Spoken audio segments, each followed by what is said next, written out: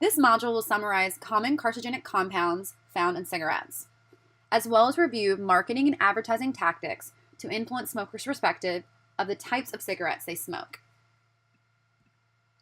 Now let's talk about cigarette engineering for a bit. The important aspects of cigarette design include the hundreds of additives to tobacco, including flavoring, ammonium, and similar compounds that increase the absorption of nicotine and bronchodilators.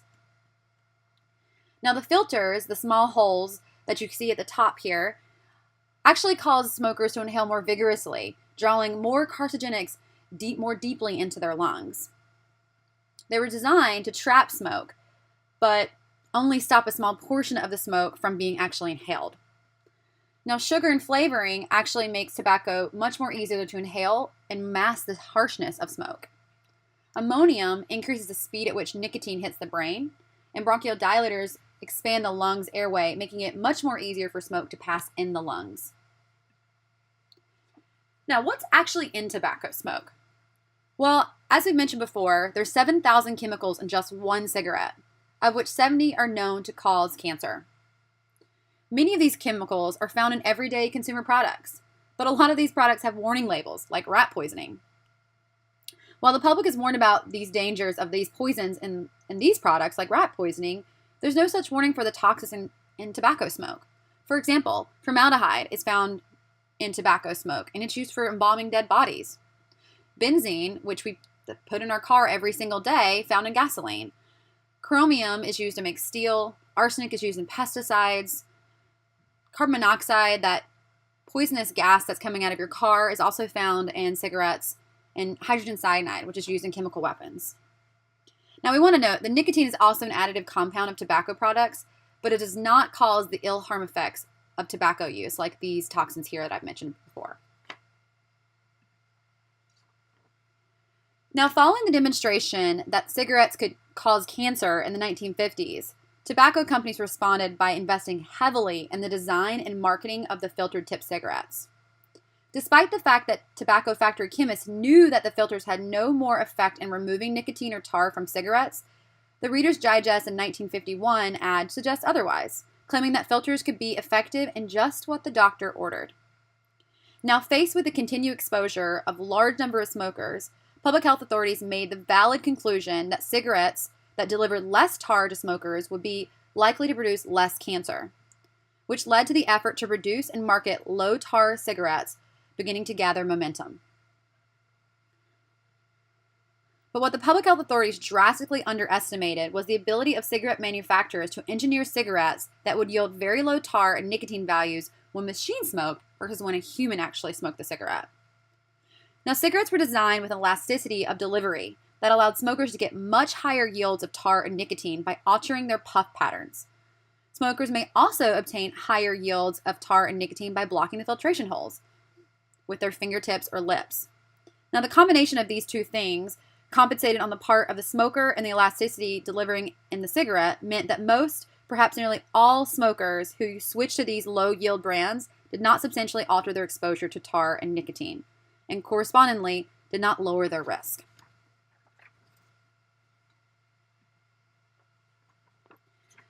Now, this linkage between tar and cancer also led to the terms light and ultralight being added to brand names, and essentially resulting in a number of smokers switching to these brand names in an effort to reduce their disease risk. These cigarettes were advertised using claims of scientific discovery or modern pure material, implied endorsements from medical and scientific organizations. These claims were not supported by testing that demonstrated lower deliveries of tar and nicotine to smokers, or by studies of actual disease risk. However, the clear message delivered to smokers by advertisers was that the cigarettes were safer. Now, in 1965, the U.S. Congress passed the Federal Cigarette Labeling and Advertising Act, requiring a Surgeon General's warning on the cigarette package.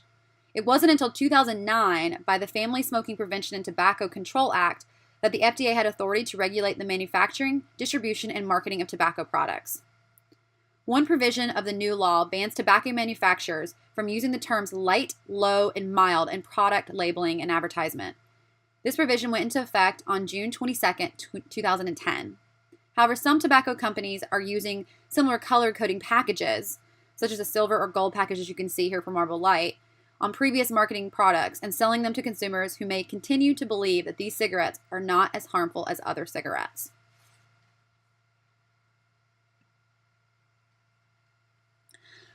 There's also the packages that have organic, natural, or additive-free product labels that may imply a healthier or safer choice, but that couldn't be further from the truth when it comes to tobacco products.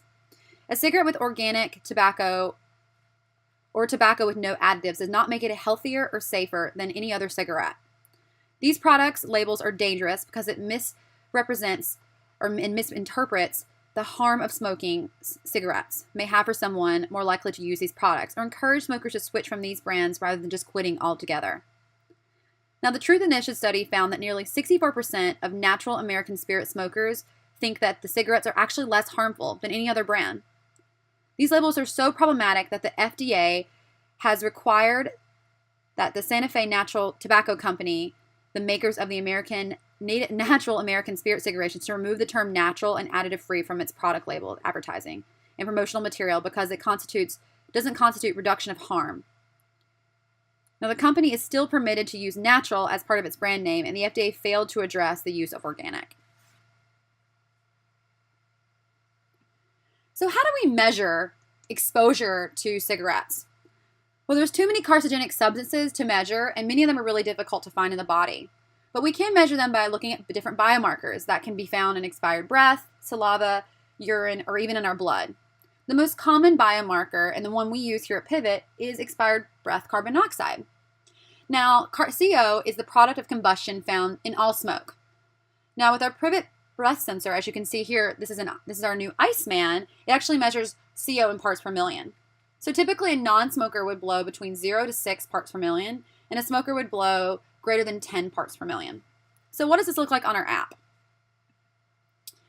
Again, a typical non-smoker would get a green value of 0 to 6. So these are individuals who can also get these if they're just a light smoker or it's been a really long time since they smoked cigarettes. But green does not necessarily mean it's safe to smoke. Of those that might be in yellow, meaning they blow between a 7 to 9, can be a smoker or a non-smoker. A non-smoker can have these high CO values when they live in a high polluted area. Smokers can also get these again if they haven't smoked for a few hours. But typically, smokers are going to get above a 10, and they're going to have this red area. And it's expected that more than one smokes, it is expected that the more one smokes, the higher their CO value will be. We're going to dive a little deeper into how to use the sensor in later times, but you'll also see that sometimes users can get an error message. And this might mean that they blew too early or too late or not long enough. Now in the next section, we're going to review other forms of tobacco.